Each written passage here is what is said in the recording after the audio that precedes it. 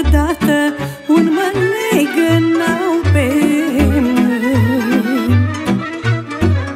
Am un dor în inimioară să străbat pe jos ulița,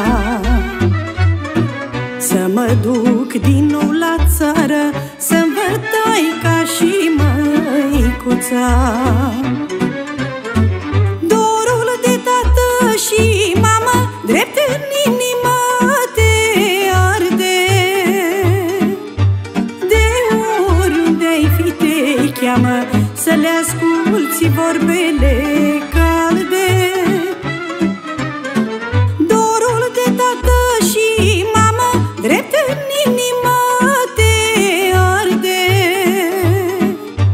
De oriunde ai fi te cheamă să le asculți vorbele calde.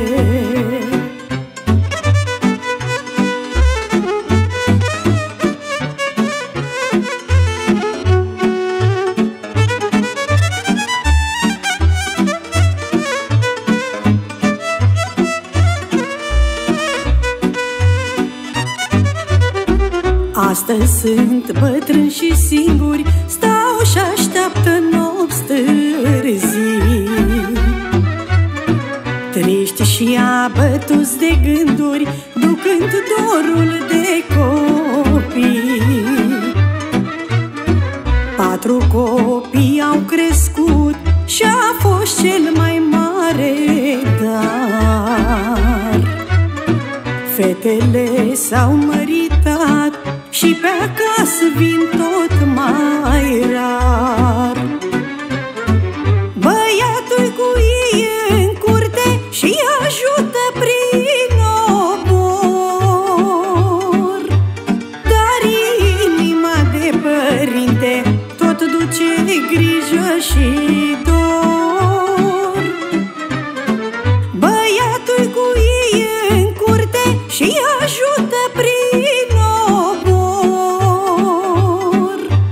dar inima de părinte tot duce grijă și dor.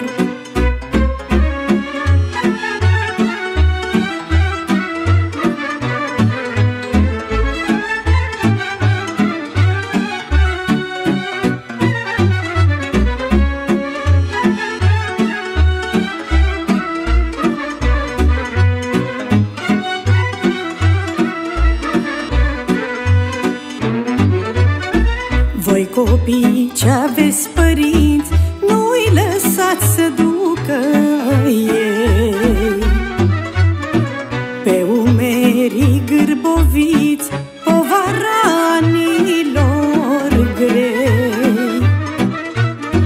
Alinați cu un cuvânt și ei și-au pus viața în joc, și pentru voi au muncit, nu v-au dat cu ochii în foc. Și-au trudit ca să vă crească și v-au dat bună povață. În odaia bătrânească să ajungeți oameni în viață.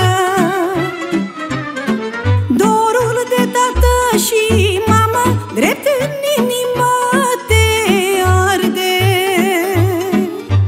De oriunde ai fi te cheamă să le asculți vorbele calde.